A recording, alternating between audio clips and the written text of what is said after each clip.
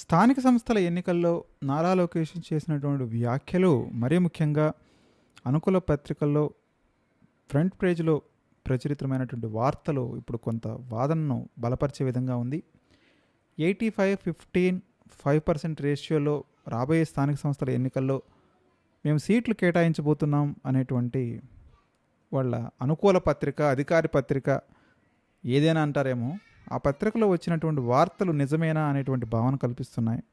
So ఆ వార్తలు చూడగానే జనసేన షాక్ అయింది, బిగ్ షాక్ అయింది, వెంటనే అలర్ట్ అయింది. ఇమ్మీడియట్గా నాదెండ్ల మనోహర్ మీడియా ముందుకు వచ్చేసి నో 2024 ఫార్ములా లేదు, 2026 సపరేట్ ఫార్ములా, 2029కి సపరేట్ ఫార్ములా ఉంటుంది. అప్పటి ఫార్ములాను మేము రిపీట్ చేయలేము, మేము సంస్థాగతంగా బలపడ్డాము, మాకు కొన్ని చోట్ల నిజంగానే నాయకులు ఉన్నారు, ప్రజలు ఉన్నారు, ఓట్లు వేసేవాళ్ళు ఉన్నారు, మేము గెలిచి తీరుతాం. మేము 2019 నుంచి 24 వరకు జగన్మోహన్ రెడ్డి ప్రభుత్వంతోనే అప్పుడు స్థానిక సంస్థల ఎన్నికల్లోనే వాళ్ళనే మేము చాలా టార్గెట్ చేసి వాళ్ళని కంట్రోల్ చేయగలిగాము, కొంతమంది గెలవగలిగాము. పంచాయతీ ప్రెసిడెంట్లు అయితేనేమి, అదేవిధంగా మండల ప్రెసిడెంట్లేమి, జిల్లా ప్రెసిడెంట్లేమి, ఏదైనా కానీ గెలవగలిగాం కొన్ని సీట్లు. ఎట్టి పరిస్థితుల్లోనూ మేము మీరు చెప్పిన ఫార్ములాకి యాక్సెప్ట్ చేయం అనేటువంటి అభిప్రాయాన్ని వ్యక్తం చేసింది. కాకపోతే టీడీపీ, జనసేన పార్టీల నేతలు మాత్రం ఎక్కువ స్థానాల్లో తాము పోటీ చేయాలని మాట్లాడుతున్నారు. అధికారం ఉండడంతో గెలుపు ఇద్దరిలో ఎవరినైనా వరిస్తుంది కదా, అధికారం ఉంటేనే సగం అండ వస్తుంది. సో టీడీపీ, జనసేన, బీజేపీ నాయకులు పోటీ పడుతున్నారు. ఎవరు అసలు బరిలో ఉంటేనే మేము గెలుస్తామనేటువంటి ఉద్దేశానికైతే వచ్చేశారు. సో దానివల్ల ఏమవుతుందంటే, ఒక పక్క నారా లోకేష్ చెప్పిన, టీడీపీ చెప్పిన 80-50 ఫార్ములా అయితే వర్కౌట్ అయ్యేలా లేదు. దీన్ని దృష్టిలో పెట్టుకునే జనసేన క్యాడర్ నుంచి కూడా తీవ్రమైనటువంటి వ్యతిరేకత వస్తుంది.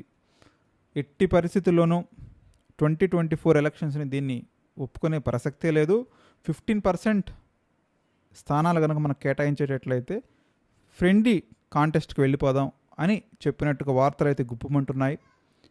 ఒకవేళ అలా కాదు అనేదన్నా హై లెవెల్లో కాంప్రమైజ్ జరిగితే కనుక లో లెవెల్లో కింది స్థాయిలో షాక్లు ఏమైనా ఉంటాయో మరి చూడాలి. ఎందుకంటే జనసేన కూడా ఈస్ట్ వెస్ట్ ఉభయ గోదావరి జిల్లాల్లో చూసుకున్నా కానివ్వండి, మరొక వైపు ఉత్తరాంధ్రలో విజయనగరం చూసినా, విశాఖపట్నం చూసినా, కృష్ణా, గుంటూరు, రాయలసీమలో కొన్ని ప్లేసెస్లో వాళ్ళ వర్గం ఓట్లు చాలా ఎక్కువ ఉంటాయి.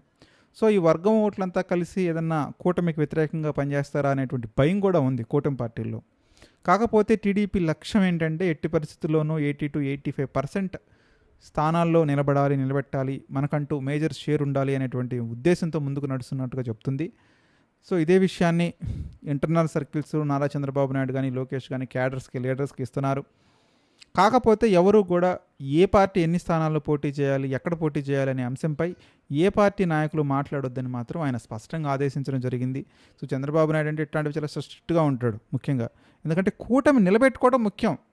ఈ చిన్న వాటిలో వీళ్ళు ఇప్పుడు పొరపచాలు వచ్చి విడదీసేసుకుంటే రేపు 2029 ఎన్నికల్లో పార్టీ గెలవదు, నారా లోకేష్ మళ్ళీ ముఖ్యమంత్రి కావాలంటే అది ఇబ్బంది అయిపోద్ది. కాబట్టి సో డెఫినెట్గా అక్కడైతే అడ్డుకునే అవకాశాలు ఉంటాయి.